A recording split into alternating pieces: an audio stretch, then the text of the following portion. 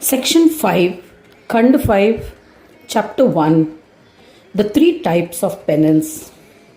Om Shri Ganeshaya Namaha.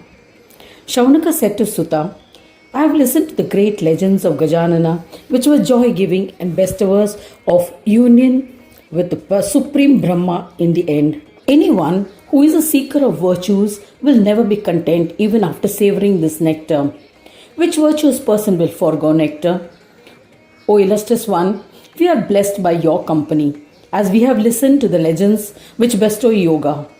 Eminent Brahmin, please narrate the Siddhi bestowing legends of Lambodara. How is this form of Ganesha? What are his powers? How many incarnations did he assume? And what were their glories? What were his feats during these incarnations? Why did he incarnate on this earth? Please elucidate. Sutta recounted to Shaunaka what Mudgalacharya, the eminent Yogindra, and Ganapatya had narrated to Daksha. Listening to the brief narration of the legends of the incarnation of Gajanana, I am not satisfied. It is like nectar. The more you drink it, the more you desire. In the same way, I am not satiated even though I heard the legends of Gajanana. Therefore, narrate the purifying legends of Lambodara in detail, reading or listening to which bestows all siddhis. Anyone who listens, reads, narrates or inquires about the stories of Ganesha is blessed with punya. Blessed are those humans in this world who listen devoutly to the legends of Ganesha. They become accomplished yogis and attain fulfillment. Sutta said to Shaunaka that Mudgalacharya was pleased at the reverence showed by Daksha. He said to him, O Prajapati, you are the son of Brahma. You are respected equally. Therefore, I am surprised that you find the legends of Ganesha interesting. O Daksha Prajapati, I am eager to serve the ones who always remember and chant the names of Ganesha. I shall narrate the legends of Lambodara in brief. There is no one capable of narrating it in detail. In this context, I shall narrate the dialogue between Asita and Naidruva, which bestow siddhis. The eminent Muni Naidruva sought the blessings of his father Vatsara Mahamuni and went to the forest to observe asceticism. He performed intense penance for 1,000 heavenly years.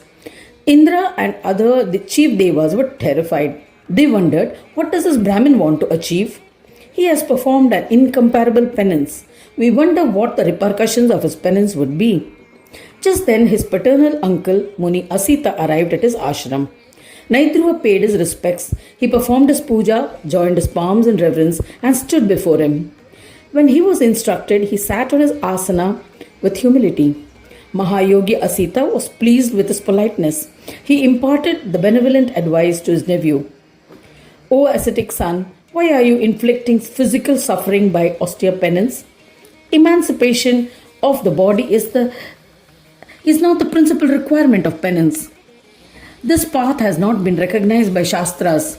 Therefore, abandon this path of physical endurance and observe penance in the true form, and you will attain Brahminhood and in the end will ascend to the position of Brahma. Mudgalacharya said to Daksha that on hearing the advice of Mahayogi Asita, Naidruva was perplexed and with great devotion inquired, O Yogindra, I have observed austere vritas, penance, pilgrimage and other forms of self-mortification like Chandrayana. It consists in reducing the amount of food which totals 15 mouthfuls on full moon day by 1 mouthful daily until new moon when the eating starts again by increasing 1 mouthful measure.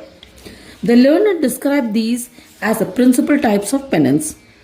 Please explain which is the principal form of penance which you have advised me to observe. Asita replied, 3 types of penance have been described in Shastras. Understand their doctrine, observe them as ordained, and you will become revered by yogis. Chandrayana, Prana Krechara, life being put in danger, Panchagni Sadhana, meditation on fire, Vayu Bhakshana, eating air, this is a means of subsisting without food, are all forms of penance.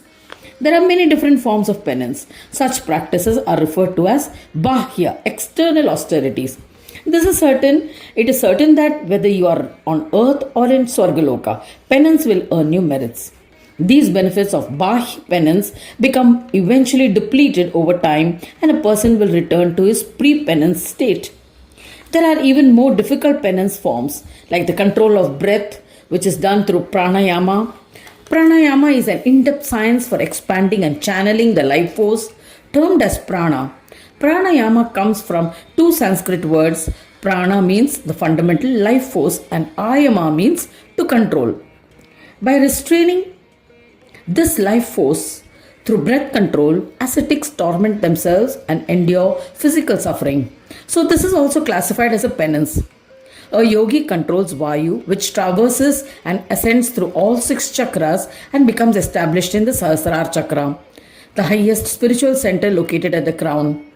By the powers attained by practice of such penance, a yogi attains many significant siddhis. The person becomes well versed in the knowledge of the three worlds and visualizes the path of knowledge, becomes the one who knows the past, present, and future. Trikala Jnana. He is able to hear sounds coming from afar, travels at his will, and creates the illusions of land being water, water being land, and can create towns in the sky. These are some of the siddhis he acquires. Such a luminous saint is revered by all. All his commands are obeyed by the masses. He has a capacity to enter the lives of others and hence can regulate even the life of Brahma and other devas. They know by their powers the events of an entire kalpa. They attain powers of internal reflection because of the penance. Such a yogi can ascend to Brahmaloka and enjoy the pleasures there. But once the merits earned by this yogic practice are depleted, he will be a commoner again and return to earth. Now, listen to the third type of penance by which you will attain an in-depth knowledge of yoga. This penance can be performed in two ways and must be preached by a guru. By observing the sadhana, one attains the ability to practice single-pointed concentration of the chitta. There's no doubt about it. In that state of ekagra chitta, he sees with the divine vision of knowledge, Atma everywhere. To concentrate single-pointedly on any one subject and achieve progress in it is also a type of penance. For example, when someone is focused on music, he achieves fame. Similarly, there are several scientists who have made incredible discoveries which help mankind in their day-to-day life. In essence, to focus on one subject is penance. The penance is yoga. Once he has experienced this, he practices sama, dhamma, etc., which are self-control, restraint of the senses, by which his mind and body become distressed. One practicing sama, dhamma, etc. starts censuring and forbidding pleasures. Such a yogi wanders on earth in the state of insentient or jada, insane unmatta, or behaves like a demonic ghoul, pisacha, one possessed by lower vital forces.